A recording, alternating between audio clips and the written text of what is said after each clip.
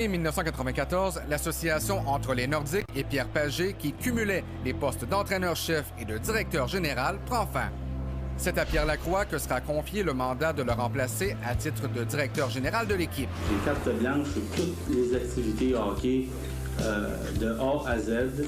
L'objectif du mandat est très court. On m'a demandé de gagner rapidement. Vous regardez en direct la table des Nordiques de Québec sur le parquet du Civic Center de Hartford. À peine a-t-il pris la commande de l'équipe que Pierre Lacroix se retrouve le centre d'attraction numéro 1. Un peu plus d'une semaine après le repêchage, Pierre Lacroix annonce le successeur de Pierre Pagé derrière le banc. Mesdames et messieurs, notre entraîneur-chef, Mark Crawford. Je suis très heureux et je veux remercier M. Pierre Lacroix pour cette opportunité d'or. Les Nordiques amorcent ainsi leur camp d'entraînement avec un nouveau DG, un nouvel entraîneur et une formation remaniée. Avec la venue des nouveaux joueurs, tout ça, on sent vraiment comme un regain de vie. Tout le monde est optimiste, comme je disais tantôt, de voir que les dirigeants font en sorte qu'il y ait du changement et que l'équipe s'améliore. Les partisans des Nordiques ont également la chance de voir à l'œuvre le jeune phénomène Peter Forsberg, acquis 2 ans plus tôt dans la transaction impliquant Eric Lindros. Yeah, I'm glad it started. I've been waiting for this moment for 2 years now, so I will do my best, and I don't know how good I am or... Mais l'optimisme laisse place à la déception et à la frustration, alors que la Ligue nationale est plongée dans un conflit de travail.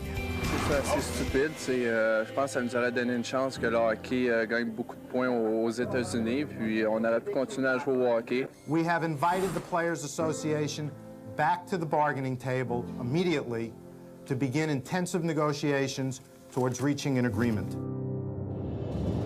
Le 11 janvier 1995, au 103e jour du conflit de travail, les deux parties en viennent enfin à une entente et parviennent à sauver la saison, qui sera d'ailleurs écourtée à 48 matchs. We're ready to start playing hockey. Ce qui est important, c'est qu'il y ait une entente et puis que tout le monde soit heureux de recommencer à travailler. La foule du Colisée retrouve les siens le 24 janvier, alors que les Nordiques disposent facilement des Capitals 5-1.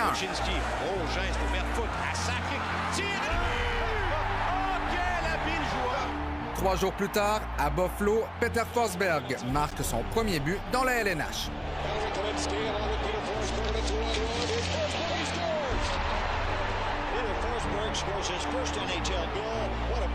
Les Nordiques connaissent un début de saison sensationnel avec 12 victoires à leurs 13 premiers matchs. Ils se retrouvent malgré tout à 1 point des Penguins de Pittsburgh qui n'ont toujours pas perdu. Les deux équipes lutteront pour le premier rang tout au long de la saison.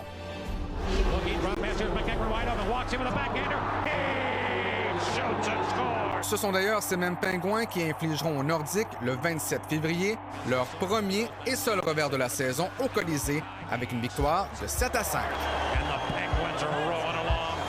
Le 16 mars, 1 an après avoir subi une commotion cérébrale qui l'aura ultimement forcé à prendre sa retraite, Michel Goulet voit son numéro être retiré par les Nordiques.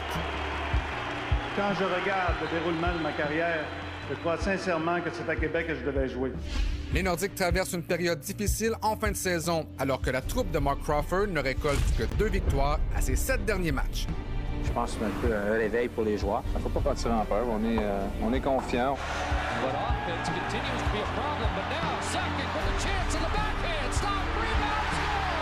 Les Nordiques tiennent le coup et terminent au premier rang de l'Est, 4 points devant les Pingouins. Joe Sakic complète la saison au 4e rang des meilleurs pointeurs de la LNH avec 62 points. Peter Forsberg. Pour leurs accomplissements en saison régulière, Peter Forsberg et Mark Crawford seront plus tard nommés respectivement recrues et entraîneurs de l'année. Et je veux dire un gros merci aux gens de Québec et spécialement les partisans des Nordiques de Québec.